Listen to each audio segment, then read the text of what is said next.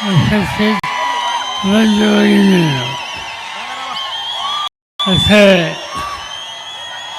की महाराष्ट्राच्या विधानसभेच्या निवडणुकीच्यासाठी आपण या ठिकाणी एकत्र आलो.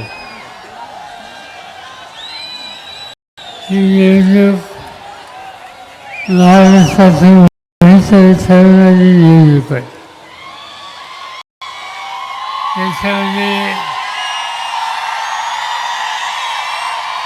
याच्यामध्ये माझा आणि जाहीर सभेचा आणि पावसाचा काही संबंध आहे. महाराष्ट्रामध्ये अनेक वेळेला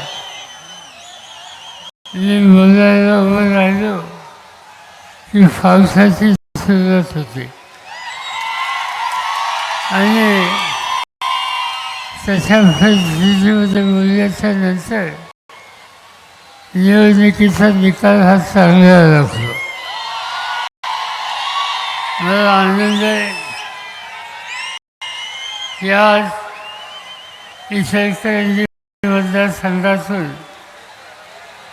मधुराव करंजे, हातकणंगलेमधून राजूबाबा आवळे, शिरोळमधून गणपतरावजी पाटील, व्यासपीठावरचे सगळे प्रमुख नेते आणि उपस्थित बंधू-भगिनी,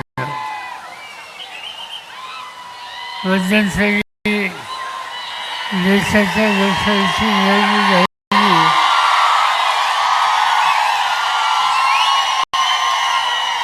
आता विधानसभेची निवडणूक आहे.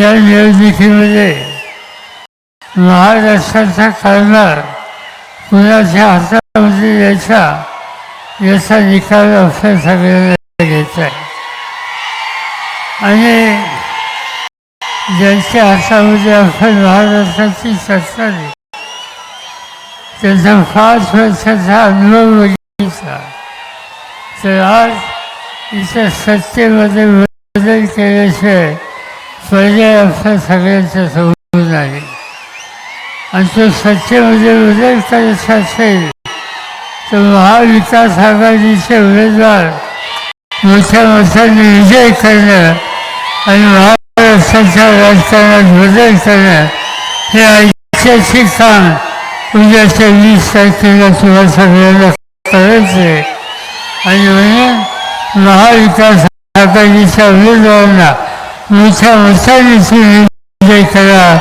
माझी खात्री आहे की महाराष्ट्र होणार नाही. यापेक्षा अधिक या ठिकाणी बोलावं वाटत नाही. भर पावसामध्ये तुम्ही या ठिकाणी आलात, आम्हाला लोकांची भूमिका समजून घेण्याची तयारी राहिली त्याबद्दल तुम्हा सगळ्यांना लाख लाख धन्यवाद देतो आणि माझे 2 शब्द संपवतो.